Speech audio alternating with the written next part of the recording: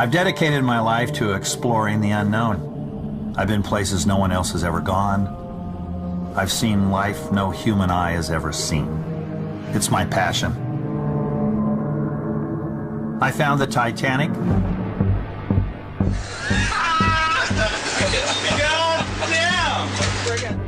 I survived crushing depths and a rogue wave. But even after 50 years at sea, I'm as fascinated with the deep as I was on my very first expedition. You want to know my most important discovery? Well, it's the one I'm about to make. I'm Dr. Robert Ballard. Come with me into the alien deep.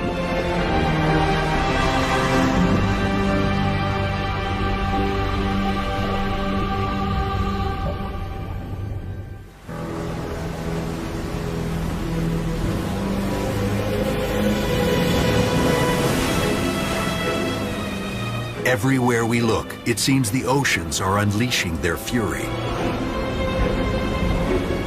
These could be flukes, part of a natural cycle, or signs of dangerous global change. Man has always been challenged by the sea.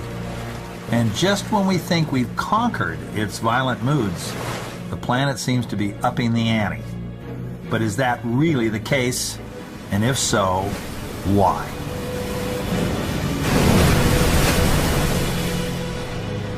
So that's what I'm trying to find out.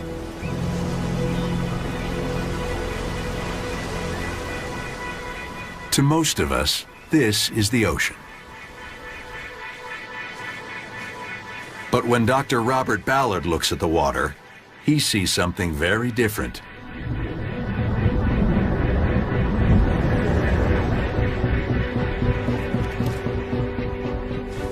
Something straight out of a horror movie.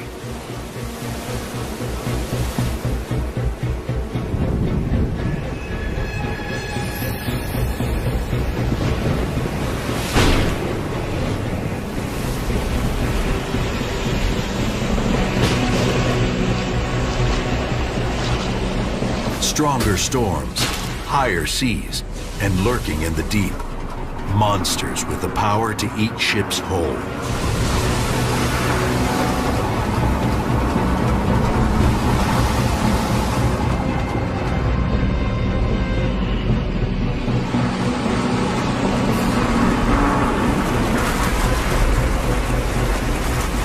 Few have met up with rogue waves like these and survived. Ballard is one of the lucky ones. Yeah, my first introduction to a rogue wave, ironically, was on the first time I went to sea on my first oceanographic expedition. I was 17 years old, and we were in a tremendous storm in the North Pacific Ocean. We were in 45-foot swells, 15 meters waves were coming at us. It was like a roller coaster ride. And I was up on the bridge, and all of a sudden this monstrous wave just comes looming out of the sea right in front of us. Smashes right into the bridge, destroys the bridge. All the windows were knocked out, blew out the portholes, took away the mast, and we almost sank. And I was hooked for life. What a wave. I was too young to be afraid. I was in awe. Mariners have been telling tales of rogue waves for centuries. Massive walls of water that tower over the seas around them. 1981. A huge wave blasts an oil rig off the Atlantic coast of Canada, killing all 84 people on board.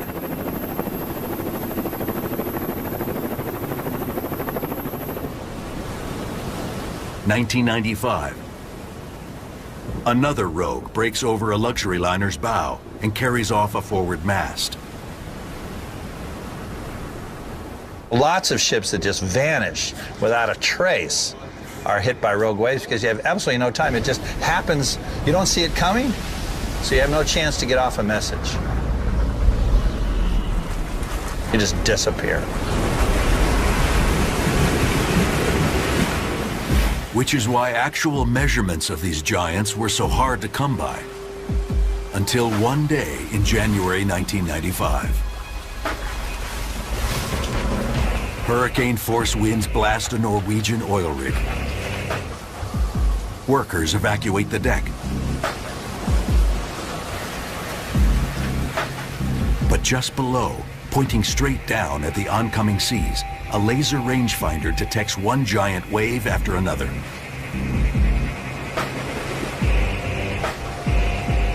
25 feet, 30 feet, 28 feet. Then, at 3:20 p.m., the instrument spikes. A 75-foot monster hammers the rig.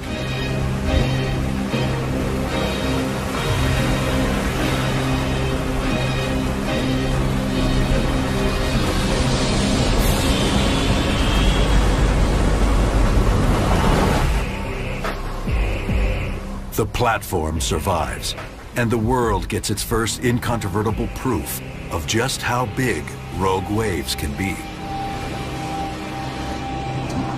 What you get is you get two different wave patterns that intersect, and normally they cancel one another out. But if you do it just right, you can get them to add up and then have them shoot like that. And that's a rogue wave.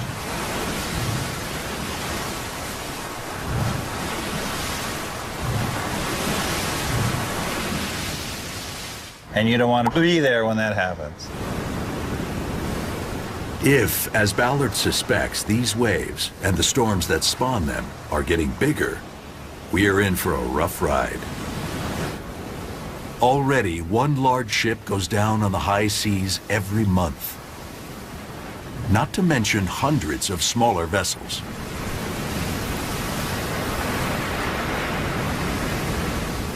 A ship a month. Think about that. And if the seas are getting rougher, that number is only going up. As a longtime mariner, Ballard can guess where the hotspots are likely to be.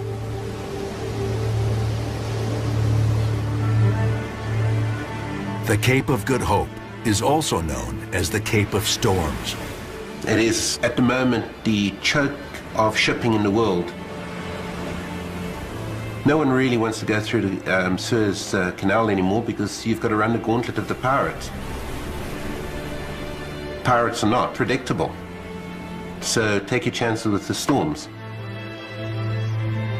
Tucked away in a remote field office high above the Cape, oceanographer Jean-Pierre Arabonis has made a career out of predicting dangerous seas and rogue waves. His forecast can mean life or death for hundreds of sailors. I kind of built my business around this. I think I got a bit of a feel as to where these things are going to occur a bit more often than anywhere else. But it's a mixture of science and intuition.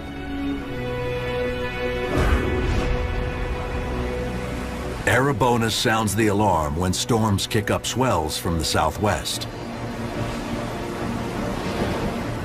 Instead of just creating chop, the waves barrel into a driving current from the northeast, which stacks them up into immense walls of water.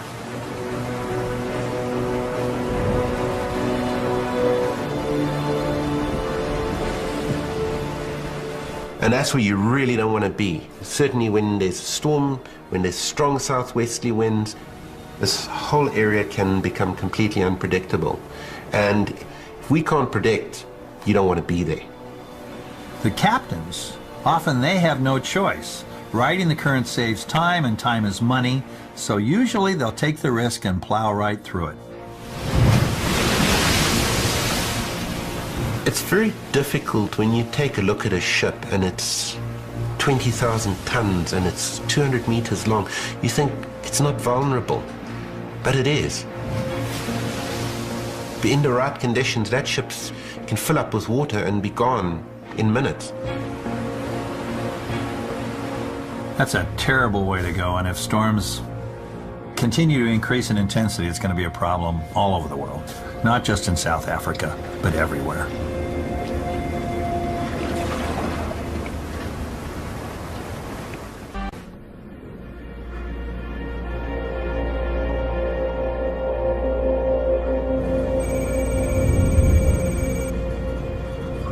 If Ballard wants to know about angry oceans, there's one place to look, and it's not out on the water. This is Lloyd's of London, one of the most important insurance providers in the world.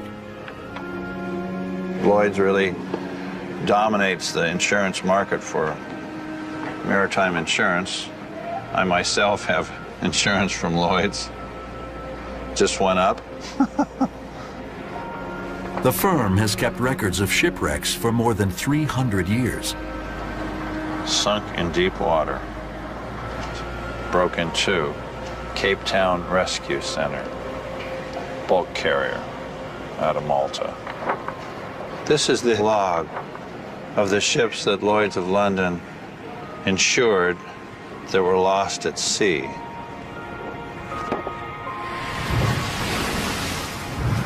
A 100 years ago, most of the losses were due to poor navigation. This year, piracy is also taking its toll. But in the future, Lloyd's anticipates that bigger storms and stronger waves will grow as risk factors for ocean disasters.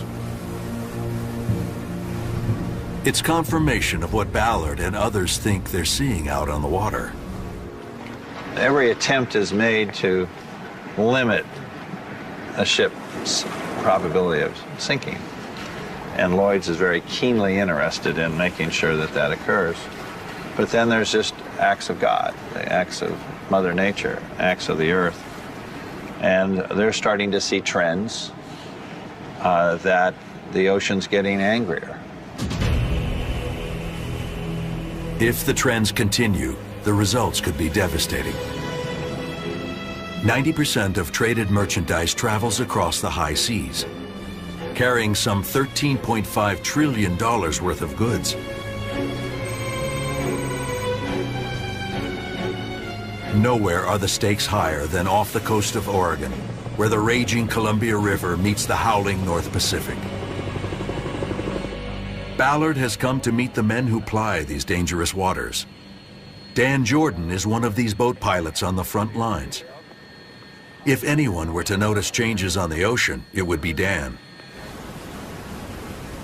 His job, steer massive cargo ships safely through the roiling waters and ever-shifting channel, one of the most treacherous stretches of water in North America. We call it the graveyard of the Pacific for a reason. Some 2,000 ships have gone down here, and these guys are out in it 365 days a year. The channel is the gateway to the Pacific Northwest. Thousands of ships and billions of dollars worth of goods pass through here every year. I think very few people realize how much of America's economy, going in or going out, is by sea.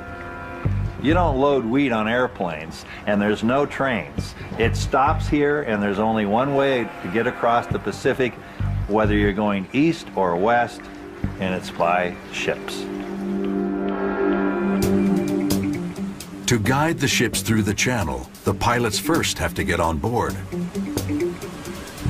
Option 1 is a vomit-inducing jet boat.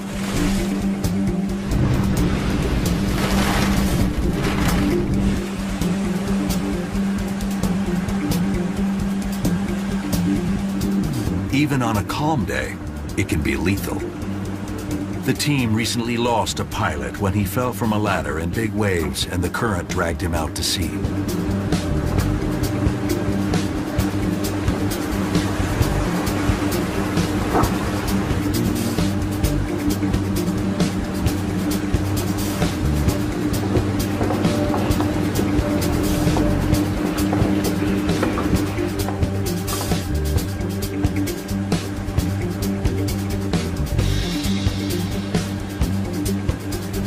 So, typical day at the office for you?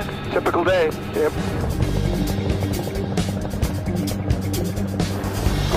Option 2, the safe option, is dangling from a helicopter.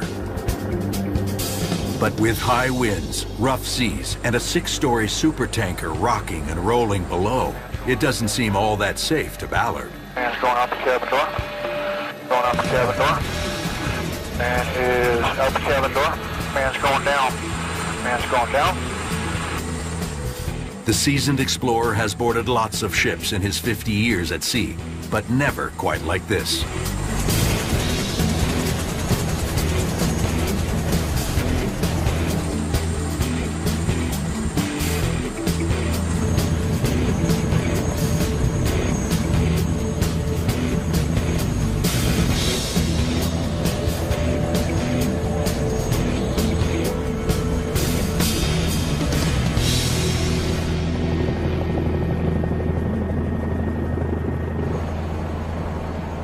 Once on board, Ballard and the pilots quickly find their way to the bridge. The pilots take command of the ship for the final leg into port. You know, you can steer your ship all the way around the world, but you need a pilot for the last stretch. The currents change, they're changing all the time, and only the pilot knows which route to take on any given day. Well, you're always on edge. Your senses are always alert to what's happening, but you also try and keep it calm. So even if it is a rough, tense situation, big seas or something of that nature, it's real important to keep things calm. But even then, bad things can happen. Waves stall engines. The wind pushes ships toward the shoals. In bad weather, the 3-mile transit can take hours. Dan knows these waters as well as anyone, and lately he's seeing a disturbing change. The weather patterns are, I mean, obviously changing dramatically, and that there's actually increased height in the swells. Yeah, we've been watching that for a few years now, probably 3 or 4 years in particular. The scientists are all saying that wave heights are increasing and storm intensity is increasing. Yeah. Well, and we are seeing some evidence of that. According to one study, the biggest waves in this region have risen 10 feet since the mid-1970s, and models project that they may rise as much as 50 feet over the next 100 years. That's a difference between a 3- and 5-story building.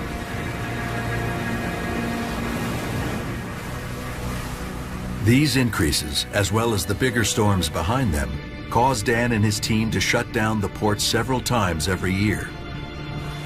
Now that's something they don't do lightly, because if the port closes, it backs up the whole country. You've got cargo trains and trucks grounded in their depots. Your new cars don't get to their lots. Farmers in the Midwest are sitting on their wheat. It's surprising how fast that can all happen.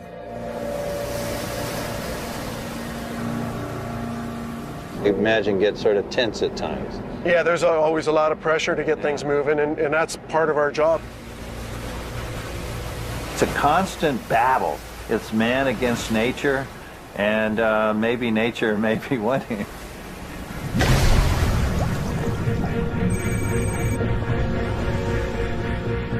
One group, though, is not overly concerned. For them, the bigger the wave, the better.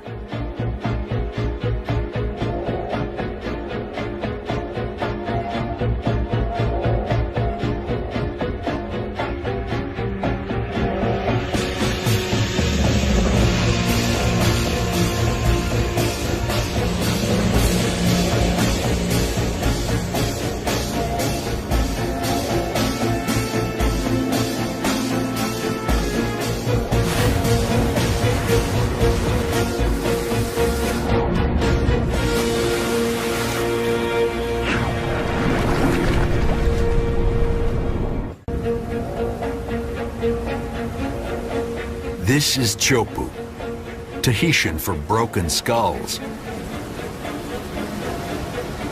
One of the baddest, heaviest waves on the planet.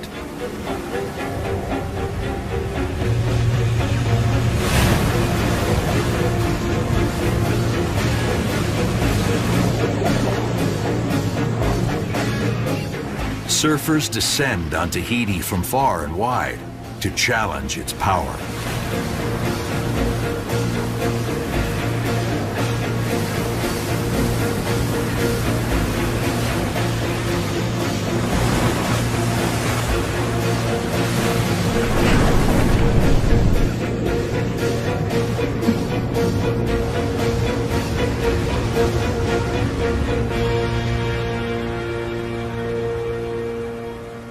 These guys are nuts. They track conditions all over the world. They have a better idea what's happening than most meteorologists. In fact, if changes are happening, these are the folks who are probably going to notice them first.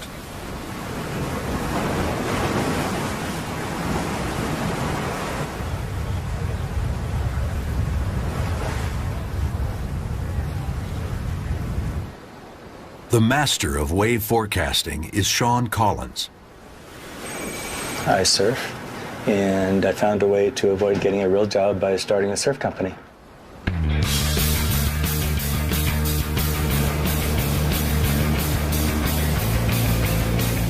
Once upon a time, surfers were beach bums, hanging out on the sand waiting for waves.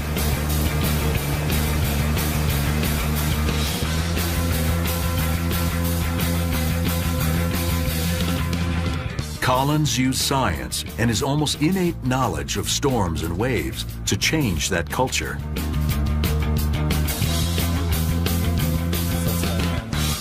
"40 years ago, he launched Surfline, which incorporates satellites, wave buoys, and supercomputers to predict the best surf waves around the world.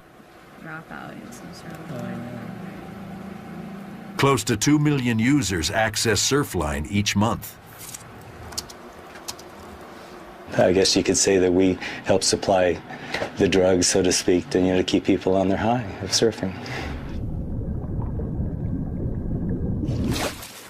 Tahitian pro Raymana von Bostelaer is a self-confessed addict. Some people have other things, and me, my drug is the ocean, That's what we all live for. Thanks to Sean's forecasts, Raymana can start preparing for a wave up to 3 weeks before it arrives. On Tuesday and Wednesday, we're going to get some good swell coming. We're forecasting this swell, to arrive in Tahiti before the storm that generated the swell even happened. So we're, about 3 steps ahead. The key is wind. A wave here in Tahiti begins where all waves do, far out in the ocean where wind blows continuously over open water. It starts as a ripple. Pushed by the wind, it travels and grows, often combining with other swells. Add a big storm, and it can turn into a monster.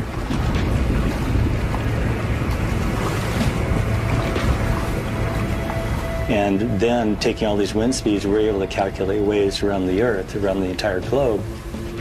The ideal situation for Tahiti is when the storms start in this area, underneath Australia here. Across 5,000 miles of open, wind-blown ocean, the wave can get big. And it eventually gets up to, over 50 feet.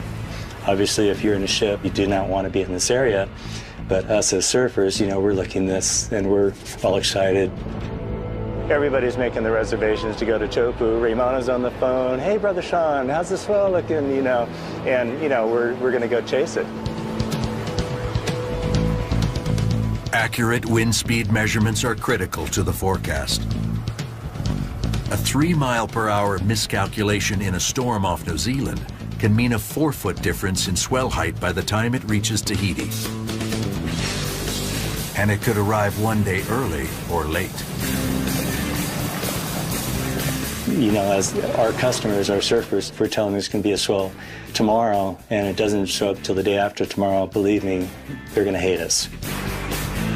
Good thing for Sean and Raymana, Sean claims Surfline's forecasts are 95% accurate. Today, Raymana's got word that big rollers are on their way in.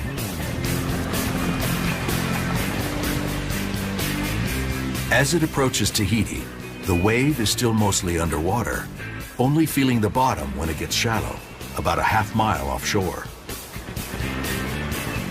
That's when Raymana catches his first glimpse.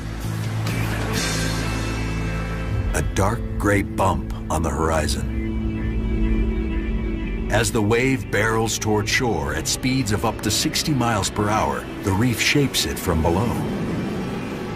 All of a sudden, they just hit a wall underneath the ocean that kind of stops them, and all that inertia just goes, just throws all that energy straight up.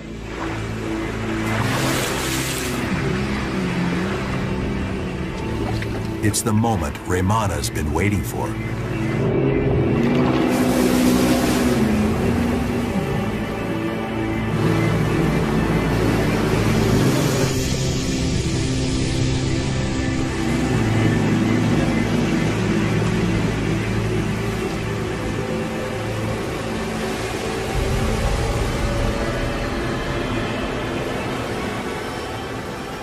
When she breaks, you have the sound of it, you know how it goes on the reef, how it breaks, boom, boom, boom, and you're like, ah, come on, you know?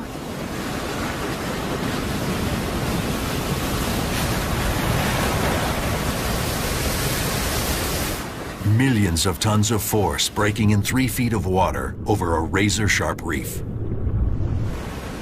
I'm going into that wave, and then the whole thing covered me. And the next thing you know, there's a speed, we call it the speed. You get sucked like this. And the whole thing, my whole thing goes like behind like this. I'm like, come on, just let me out. And next thing you know, it goes.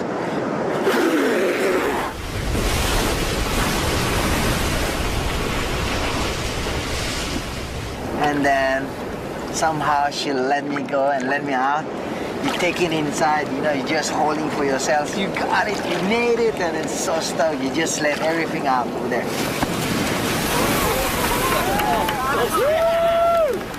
And then you go, let's go again. And then we're back again out, you know? For surf waves, the forecasting is working. But predicting global changes in the ocean and climate is a lot tougher to do. If we're really seeing the oceans getting more violent, can we figure out why and whether there's anything we can do about it? That's the real challenge.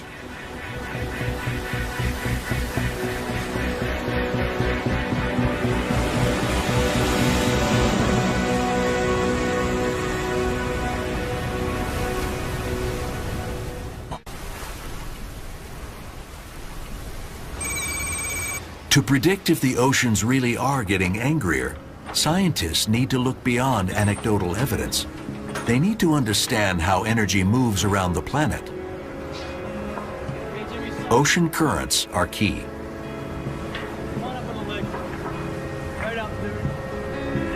That's why oceanographer Bob Picard and his team are out here in the frigid North Atlantic. They're searching for a new arm of the global conveyor, one of the world's most powerful current systems. Climate models suggest that the current lies a few hundred miles to the west, off the coast of Greenland. But Picard's hearing reports that it's also been spotted way out here, near Iceland. We thought we sort of had it figured out at this point.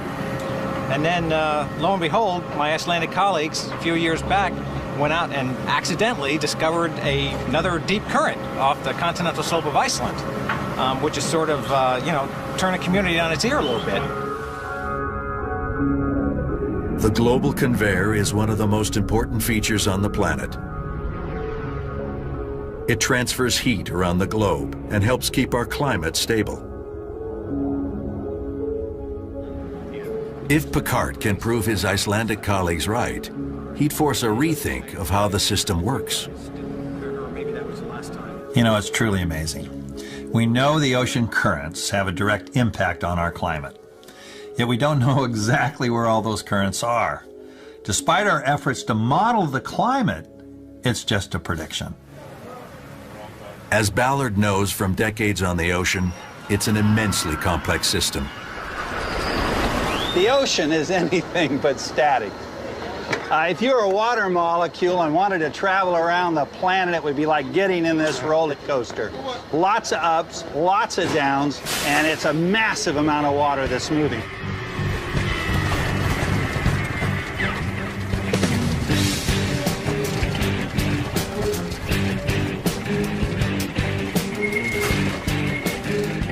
ride begins north of Iceland, where cooling water sinks.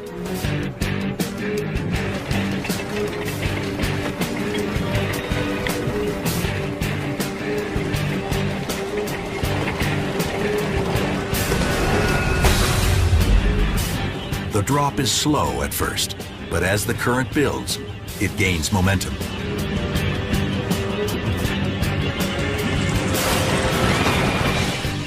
Through ridges and trenches, over lava fields and endless plains. The water hurtles southward across the equator,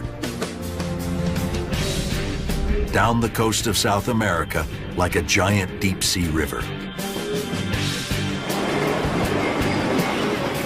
By the time this current reaches the Southern Ocean, it gets massive. There's no landmass to block it, so it builds and ultimately flows with the volume of 100 Amazon rivers. At the bottom of the world, the Southern Ocean acts like a giant blender, mixing the world's seawater. Then it comes back north again, and when it gets to the tropics, it starts to warm up and begins to rise to the surface. It becomes the Gulf Stream now and starts heading back home.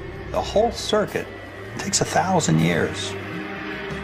1,000 years. And yet the continual cycling of all that heat and energy affects everything from long-term climate change to daily weather forecasts.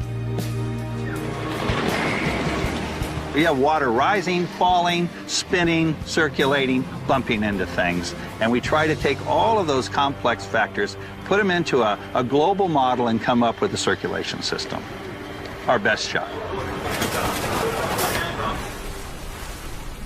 Of course, models are only as good as the information they're based on. And back in the North Atlantic, Picard is discovering that we do indeed have a new arm of the current to worry about. To find out what impact it has, he now has to calculate how much water it adds to the global conveyor. We're now hearing that rising atmospheric temperatures are going to alter the ocean circulation pattern.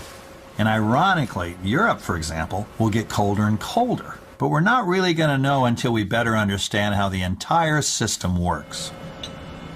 Picard's work is a step in the right direction. We're predicting that about half of the dense water is actually flowing in this current that we just discovered. So if that's the case, we need to learn more about where it comes from, how it was formed, because it's crucially important.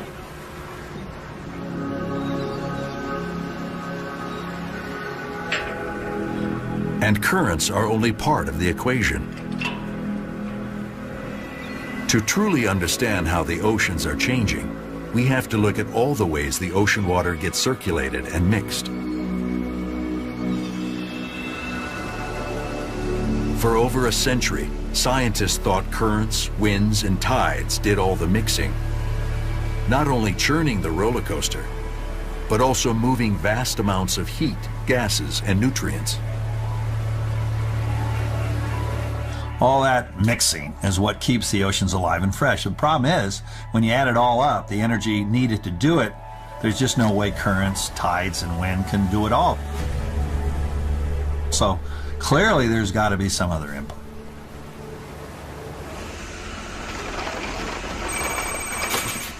Bioengineer Kakani Katija thinks she's homing in on just that missing link.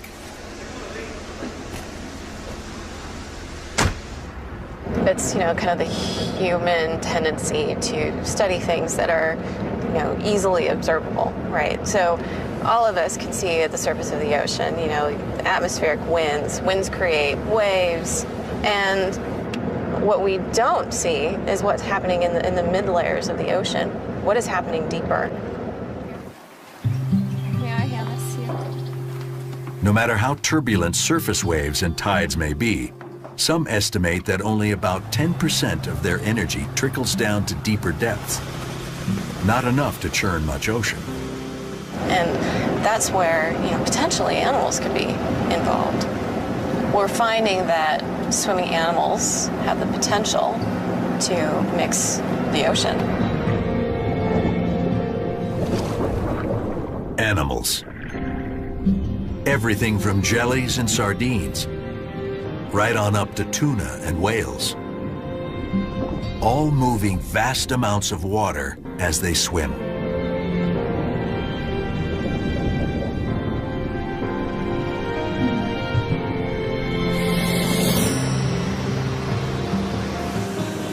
Kakani wants to measure just how much.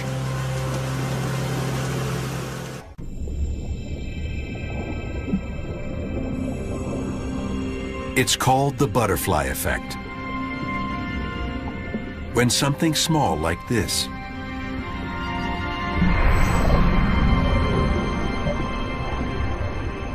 ultimately gives rise to something big, like this.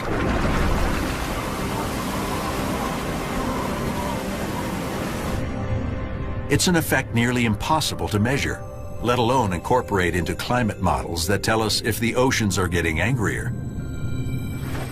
And yet, here in these remote waters of Panama, Kakani Katija is trying to do just that. If you can pick that up. If she can get past the venomous snakes. There's one right there. Don't come towards me. So here in Panama, one of the things that we deal with here are sea snakes in the water. And as you can see, right now they're hunting around our boat. So it's just a part of the day job. Tonight, Kakani is investigating gelatinous creatures called salps, which band together in long chains. Her plan? Light up the water column with a high-powered laser, record the salp's motion, and measure how much water they disturb. There's so much ambient stuff in the water. You know, it could be sand, silt, detritus, name it. They're illuminated by the laser. By watching how these particles move as animals swim through them, the team can calculate how much water is being mixed. When they first started their research, Kakani and her team were startled by the amount the creatures could move, both by swirling it up as they passed and by dragging it along behind them. This is a mechanism that allows smaller animals to achieve appreciable mixing that was completely neglected. With every stroke, they transfer energy into the sea and mix it up, as Kakani demonstrates using a special fluorescent dye.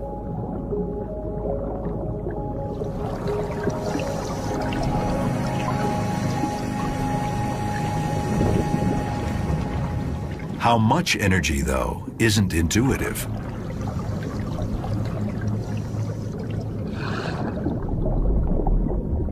The original thought was only large animals will be able to mix the water around them substantially. But what we're able to show with some of our field measurements, as well as some work in the lab, is that smaller animals are actually also able to generate mixing at those same scales.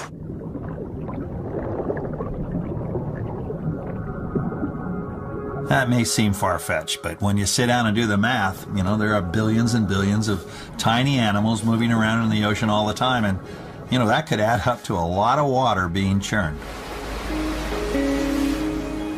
At the surface, this energy gets swamped by more dramatic forces, like waves and tides. But dip just 300 feet deeper, and you'll find a different, calmer world.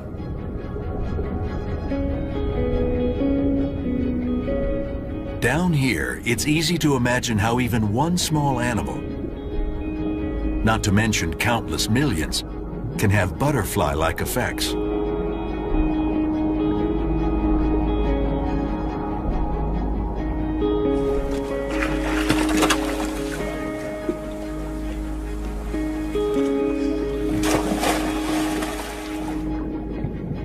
If we can show that the vast majority of organisms in the ocean are able to achieve appreciable mixing, I think it would be hard to ignore that input. An input that's hardly been considered, let alone worked into existing ocean and climate models. Once she knows how much energy each tiny critter can exert, Kakani can scale up her findings to measure the overall impact these animals have. The hurricane side of the butterfly effect. We're talking about the ocean. I mean, it's huge, right? I mean, the majority of Earth is ocean. If indeed we are missing a huge input of power because we've ignored the impact that swimming animals have, our view of the ocean may be totally altered. Whether it's wind, tides, currents, or the collective swishing of billions of fishtails, understanding the forces that keep the ocean in motion is crucial to predicting how it's likely to change. And the picture that's emerging is one of a hotter, more energetic planet and bigger, angrier seas.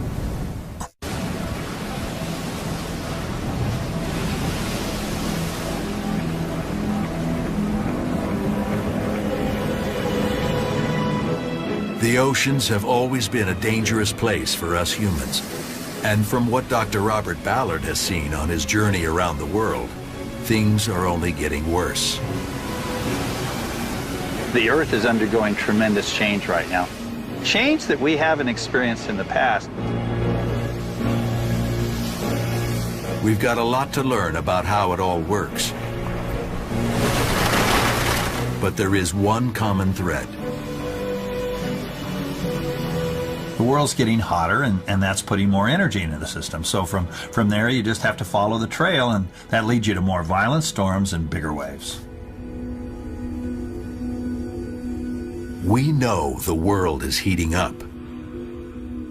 We know heat energizes the ocean and atmosphere, powering more intense storms.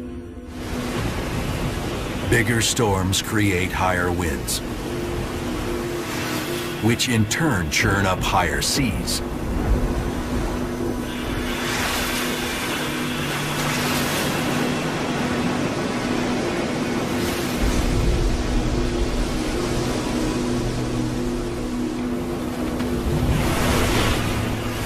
So whether you like it or not, global warming is happening. And we know that humans are behind at least some of this heat, and maybe a lot of it. We're burning oil, we're burning coal, and that all traps heat. We know this. We're seeing the effects. These effects will impact everyone, even people who crave the big waves. You want it or you don't want it, you know? And you want it because that's your job, that's what I live for, that's what I love it too. But you don't want it because my house is next to the ocean and I don't want to lose my house. Neither do the 100 million others who live near the sea.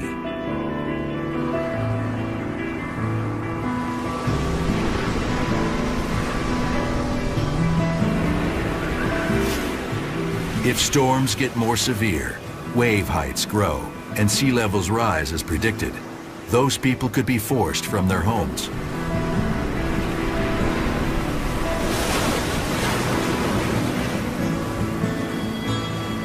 Damage to ships and coastlines could cost trillions of dollars. And that's just by the middle of the century. There's a lot of questions that honestly I thought have already been answered that we're nowhere near understanding yet.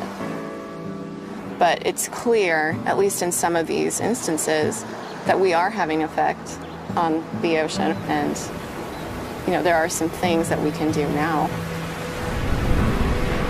So really we have two choices. We can move to higher ground, design stronger ships, and build higher seawalls. Or we face the facts and stop adding more heat to the system. The way I see it, we have no choice.